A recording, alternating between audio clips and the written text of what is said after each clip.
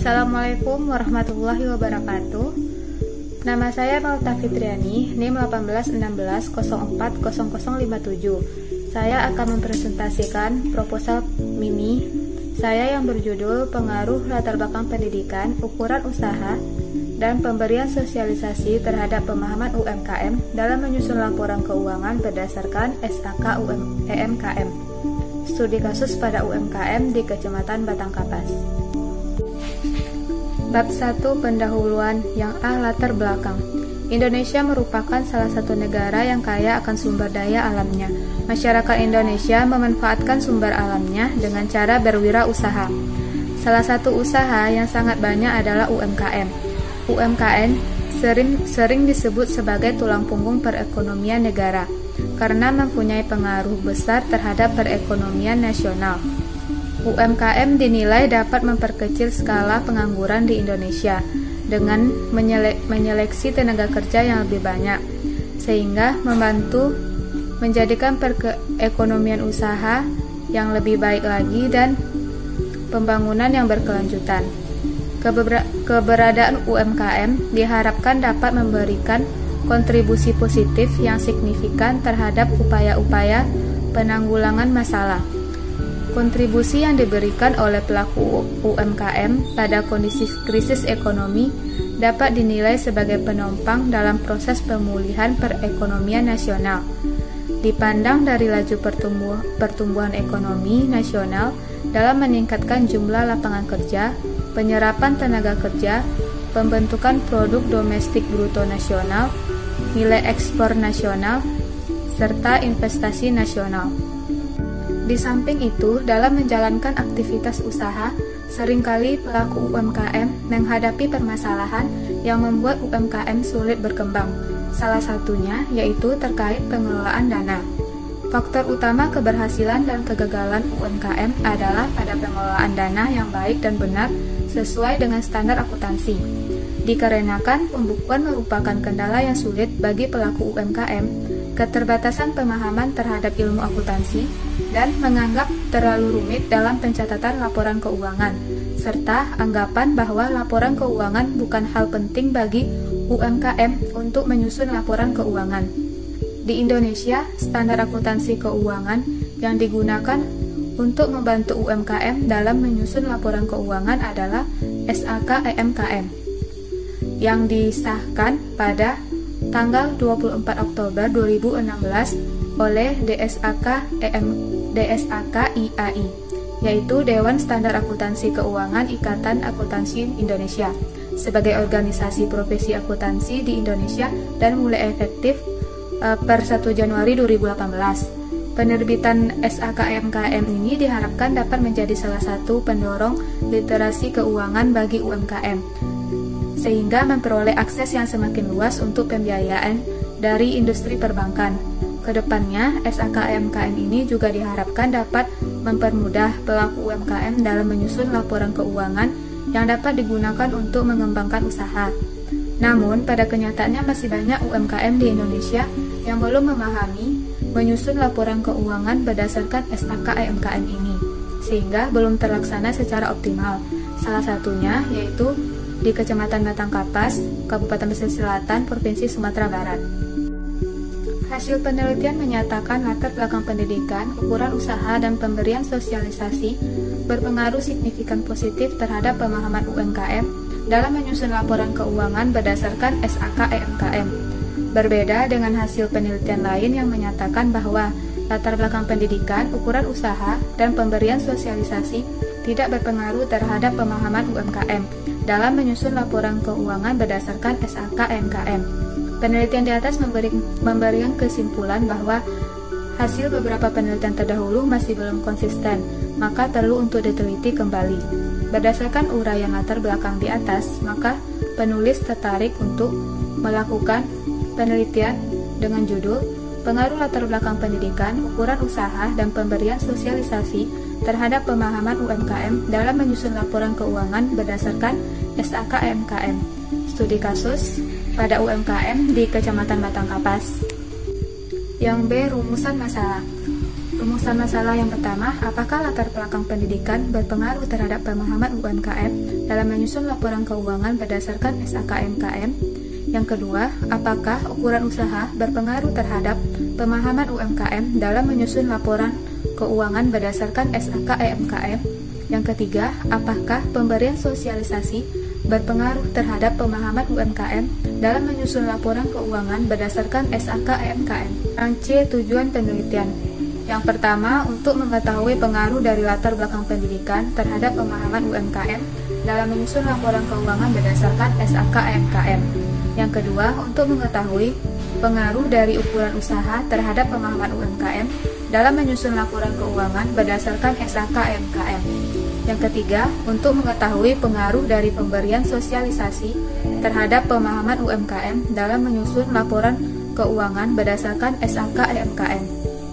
Yang D, manfaat penelitian. Manfaat yang pertama ada manfaat teoritis. Yang pertama, bagi pendidikan, penelitian ini diharapkan dapat menambah pengetahuan dan wawasan yang berkaitan dengan penyusunan laporan keuangan.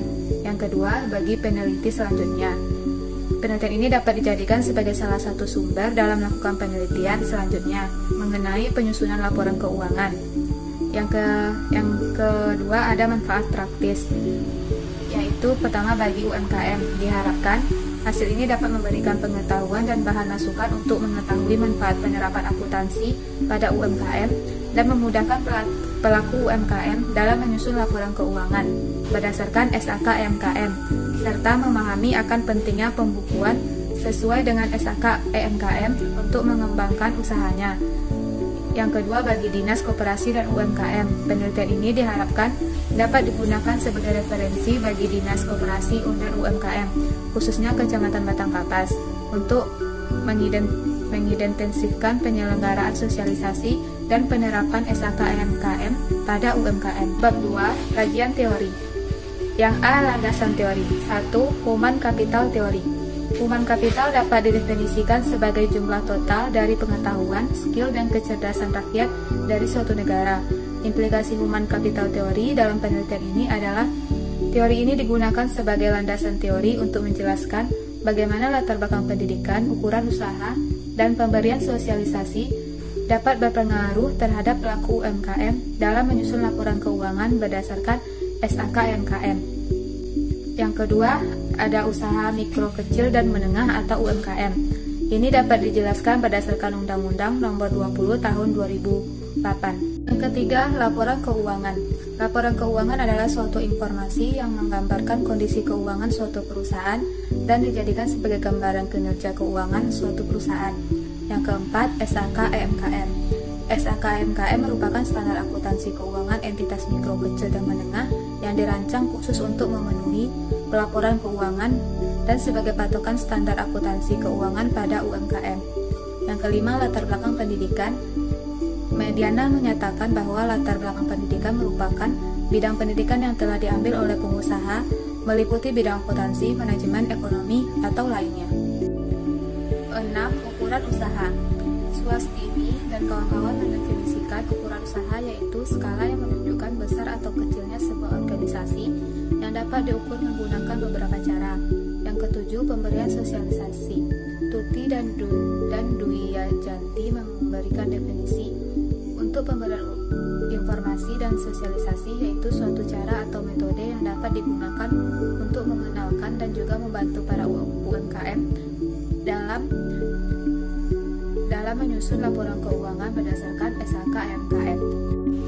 Yang B, penelitian terdahulu. Penelitian terdahulu pada penelitian ini yang dilakukan oleh Muhammad Adam dan kawan-kawan pada tahun 2020 dengan judul Pengaruh Kualitas Sumber Daya Manusia, Ukuran Usaha, dan Lama Usaha terhadap Pemahaman UMKM dalam menyusun laporan keuangan berdasarkan SAKMKM dengan metode analisis penelitian kuantitatif dengan data primer dengan metode regresi linier berganda.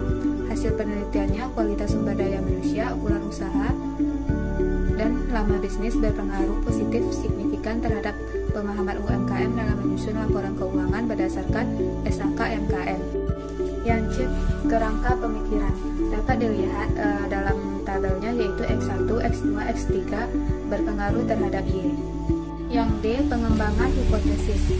H1 diduga latar belakang pendidikan berpengaruh terhadap pemahaman UMKM dalam menyusun laporan keuangan berdasarkan SHK MKM.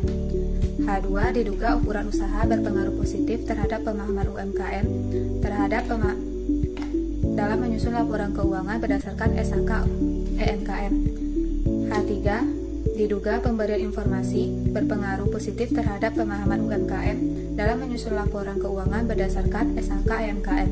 Selanjutnya, bab 3 metodologi penelitian. Yang A, jenis penelitian. Jenis penelitian yang digunakan dalam penelitian ini adalah penelitian kuantitatif dengan menggunakan data primer. Yang kedua, populasi dan sampel. Populasi dan sampel UMKM yang ada di Kecamatan Batangapas, Pesisir Selatan, Provinsi Sumatera Barat. Yang C, operational variable. Yang pertama ada variabel terikat atau Y. Indikator dalam variabel ini yaitu penggolongan akun real, penggolongan akun nominal, pencatatan transaksi, penyusunan laporan keuangan, manfaat laporan keuangan, keakuratan data yang dipakai, konsistensi dalam menyusun laporan keuangan, kesesuaian dengan transaksi. Yang B, variabel bebas atau X. Yang 1, latar belakang pendidikan. Latar belakang pendidikan akan diukur dengan menggunakan skala interval. Indikator dalam variabel ini yaitu menjalani pendidikan ekonomi. Pentingnya pendidikan ekonomi, memiliki pengetahuan ekonomi, memiliki pengetahuan serta manfaat pendidikan ekonomi. Yang kedua, ukuran usaha. Ukuran usaha akan diukur menggunakan skala interval. Indikator dalam variabel ini yaitu jumlah karyawan, aset perusahaan dan penjualan perusahaan. Yang ketiga, pemberian sosialisasi yang diukur dengan skala interval. Indikatornya yaitu perolehan informasi, penerapan informasi, minat mempelajari, kesesuaian dengan usaha, perolehan sosialisasi, kemudahan akses sosialisasi, pemahaman sosialisasi, serta manfaat sosialisasi. Yang D, teknik pengumpulan data. Teknik pengumpulan data dalam penelitian ini menggunakan jenis data primer yang didapatkan melalui kuesioner dengan menggunakan metode survei. Dalam kuesioner ini menggunakan skala Likert untuk keempat variabel, yaitu sangat tidak setuju dengan skor 1, tidak setuju skor 2, kurang setuju skor 3, setuju skor 4, sangat setuju skor 5. E, uji instrumen kualitas data. Penelitian ini menggunakan instrumen penelitian atau alat ukur berupa angket atau kuesioner untuk mendapatkan informasi mengenai pengaruh tingkat pendidikan, latar belakang pendidikan, ukuran usaha, serta pemberian informasi terhadap pemahaman UMKM dalam menyusun laporan keuangan berdasarkan SHK MKM. Yang pertama melalui uji validitas, yang kedua melalui uji reliabilitas. F, metode analisis data. Analisis data adalah kegiatan setelah data dari keseluruhan responden ataupun sumber lain terkumpul. Kegiatan analisis data yaitu pengelompokan data berdasarkan dengan variabel dan jenis responden, mentabulasikan data sesuai variabel dari keseluruhan responden, menyajikan data dari setiap variabel yang diteliti. Yang pertama ada uji asumsi klasik. Yang A, uji normalitas. B, uji multikolonialitas. Yang C, uji heteroskedastisitas. Yang kedua, uji hipotesis. Yang A, analisis regresi linear berganda. Yang B, uji signifikan parameter individual atau uji statistik T. Yang C, uji koefisien determinasi. Baiklah, itulah presentasi dari proposal mini saya. Saya tutup dengan wassalamualaikum warahmatullahi wabarakatuh.